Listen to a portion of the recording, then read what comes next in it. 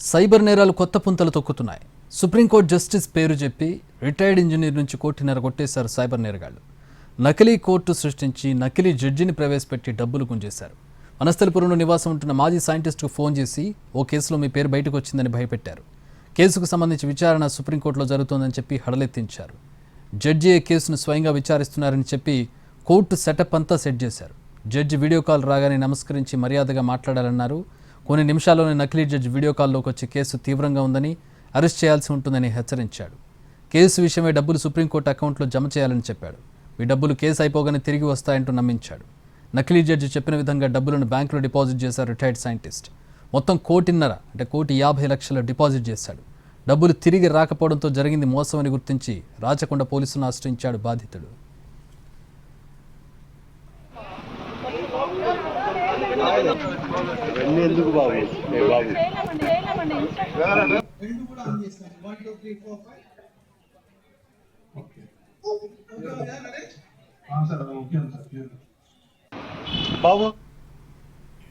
మా ప్రతినిధి రాధాకృష్ణ జాయిన్ అవుతున్నారు. అసలు క్రైమ్ జరిగిన తీరు, ఆ బాధితుడు ఎలా నష్టపోయాడు, అలాగే ఏ విధంగా బాధితుడిని ఉచ్చులోకి దించారనే దానికి సంబంధించి మరిన్ని వివరాలు మా ప్రతినిధి రాధాకృష్ణ అందిస్తారు. రాధాకృష్ణతో పాటు క్రైమ్ చీఫ్స్ కూడా ఉన్నారు, పోలీస్ ఆఫీసర్స్ కూడా ఉన్నారు. వారితో మాట్లాడే ప్రయత్నం చేస్తారు. రాధాకృష్ణ, ఫస్ట్ ఆఫ్ ఇట్స్ కైండ్గా కనపడుతుంది. అంటే మనం చూస్తుంటాం సైబర్ మోసాలు, పోలీసులు వీడియో కాల్ చేసి మాట్లాడడం, కానీ ఇక్కడ జడ్జిను ఏర్పాటు చేయడం, కోర్టు సెటప్ చేయడం, 1,50,00,000 డిపాజిట్ చేయించుకోవడం కోర్టుకి సంబంధించిన అకౌంట్లో, ఏం జరిగింది అసలు? ఎవరి బాధితుడు? పోలీసులు ఏం చెప్తున్నారు దీని మీద? చక్రి, ప్రస్తుతం ఈ కేసుకు సంబంధించి మనతో మాట్లాడడానికి సైబర్ క్రైమ్ డీసీపీ నాగలక్ష్మితో పాటు ఏసీపీ ఉన్నారు. కేసుకు సంబంధించిన దాంట్లో ప్రధానంగా ఇక్కడ చదువుకున్న వాళ్ళే మోసపోతున్న పరిస్థితి మనకు కనబడుతుంది. మేడం, ఇక్కడ రిటైర్డ్ సైంటిస్ట్, ఈయన మామూలు వ్యక్తి కూడా కాదు. అలాంటి వ్యక్తి దాదాపు 1,34,00,000 మోసపోవడం సైబర్ క్రైమ్ చేతిలో. ఏంటి మేడం ఈ కేసుకు సంబంధించి? అంటే చదువుకున్న వాళ్ళు, చదువుకోని వాళ్ళు అనేది ఏం లేదు. అంటే మీకు ఫియర్ కాన్షియస్నెస్ ఉంది, యు ఆర్ అండర్ థ్రెట్ అంటే it is easy to lose money. That is what it also happened in this case. So this is a case of a digital arrest where the complainant or the victim has lost about 1,34,00,000. ఎట్లా ఇతను మోసపోయాడు madam? ఏ విధంగా అతన్ని బెదిరించారు, ఏంటి? So కంప్లైనెంట్కి ఏమవుతుంది అంటే ఒక phone call వస్తుంది బేసికల్గా, and he introduces, that person introduces himself as I'm from the department of telecommunication and case has been registered on his name at Bengaluru police station. And his call is automatically connected to another call.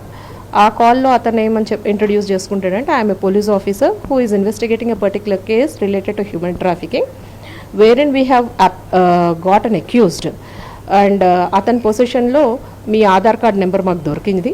ఈ details బట్టి మేము మీ పేరు మీద arrest warrant అనేది issue చేసినాం. This is how the crime has commenced. And out of fear this person also paid huge amount to the person and 1,34,00,000 అనేది pay చేయడం జరిగింది. ఒకేసారి పంపించారా లేకపోతే ఎట్లా మేడం? 1,34,00,000 ఇది 2 డేస్లో జరిగింది. So 2 days, first day 1 transaction and second day 2 transactions అనేవి జరిగింది. ఇలాంటి కేసులు మనకి ఎక్కువగా వస్తున్నాయి. మీరు ఇందాక కూడా ఒక టీచర్కి సంబంధించింది కూడా చెప్పారు. ఈ కేసు ఏంటండి? అది టీచర్ది కేసు కూడా it is a case of digital అరెస్టే. దాంట్లో కూడా huge ransom of amount has been lost by her.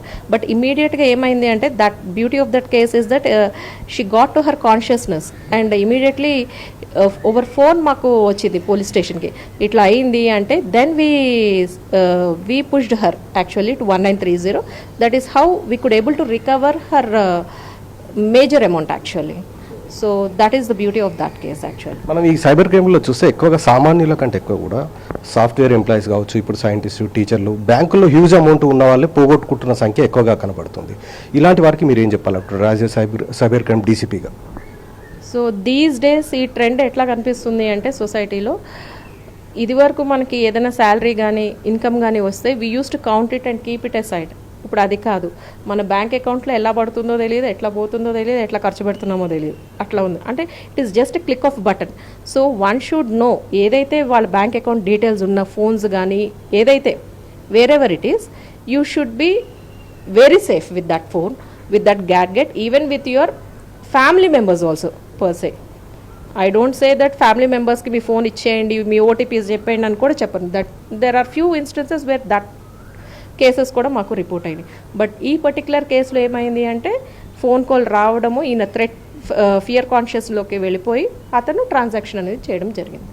ఇది ప్రశ్న అంటే ఒక వీడియో కాల్ చేయడం లేదా ఫోన్ కాల్ చేసి బెదిరించడం, తమ పైన కేసు నమోదైంది నీ పైన, వెంటనే దీనికి సంబంధించి కేసు నుంచి పక్కకు జరగాలంటే, అంటే కేసు నుంచి నిన్ను తప్పించాలంటే డబ్బులు చెల్లించాలంటూ, అంటే ఇలా రకరకాలుగా బెదిరింపులకు పాల్పడుతూ అవతలి వ్యక్తుల్ని భయస్థులకు చేస్తున్నారు. ప్రస్తుతం వాళ్ళంటే భయపడే విధంగా వాళ్ళని చేసిన తర్వాత వాళ్ళ నుంచి డబ్బులు గుంజుతున్నారు అనేది కూడా చెప్తున్నారు. ఇప్పుడు ఈ కేసులో కూడా రిటైర్డ్ సైంటిస్ట్ ఈ విధంగానే ₹1,34,00,000 ఇచ్చినట్లు కూడా చెప్తూ ఉన్నారు. ఆ తర్వాత అతను తేరుకొని పోలీసులను ఆశ్రయించడం కూడా జరిగింది. అలాగే ఒక రిటైర్డ్ టీచర్ కూడా ఇదే విధంగా దాదాపు ₹1,00,00,000 పైగానే నగదు పోగొట్టుకుంది. కానీ ఆవిడ వెంటనే 1930కి కాల్ చేయడం ద్వారా ఆ డబ్బుని తిరిగి ఆమెకు ఇప్పించే విధంగా చర్యలు చేపట్టామని చెప్తున్నారు. అంటే ఇలాంటి ఘటనలు జరుగుతున్నాయి కాబట్టి ప్రజలందరూ కూడా అలర్ట్గా ఉండాల్సి ఉంది.